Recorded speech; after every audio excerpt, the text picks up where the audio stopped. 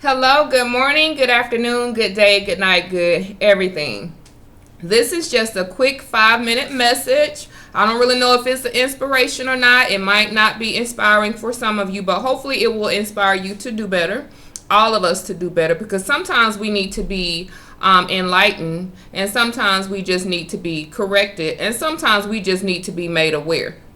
Now, earlier today, well, not even earlier today, not long ago, I was listening to this message, and then of course I read through the comments, because I usually read through comments before I even watch any message, just to kind of see whether or not it's worth me watching.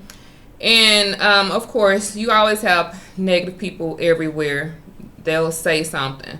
So I'm not really moved by that. But one of the things that the comments that I just kept repeatedly seeing was, don't put your mouth on the woman of God. Don't say anything bad about the man of God. Don't do this, don't do that. Because, of course, we remember Psalms 105:15 when it says, don't touch my anointed ones, do my prophets no harm. That's good. I get all that. We need to be respectful of our pastors. We need to be respectful of the fivefold ministry. We need to be respectful of people, period. But I get that as believers, that's one of the verses that is kind of emphasized in church.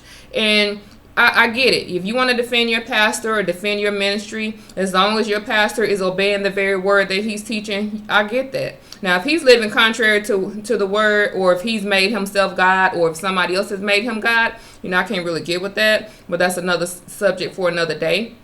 But if he has the same honor for the word of God that he requires for his congregants to have, I get it. You're going to defend your pastor. You're going to defend your ministry. But let's remember, when you get through looking out for the best of them, let me show you who else we are required to look out for. In Matthew 25, and I'm going to start with 31. I'm going to read all of it. It says, when the Son of Man comes in his glory and all the holy angels with him, then he will sit on the throne of his glory. All the nations will be gathered before him, and he will separate them from one another, as a shepherd divides his sheep from the goats. And he will set the sheep on his right hand, but the goats on the left.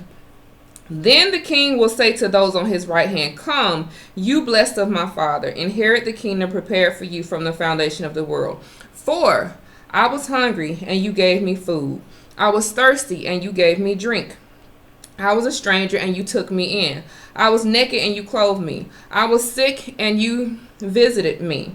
I was in prison, and you came to me. Then the righteous will answer him, saying, Lord, when did we see you hungry and feed you, or thirsty and give you drink? When did we see you a stranger and take you in, or naked and clothe you? Or when did we see you sick or in prison and come to you? And the king will answer and say to them, surely I say to you, inasmuch as you did to one of the least of these, my brethren, you did it unto me.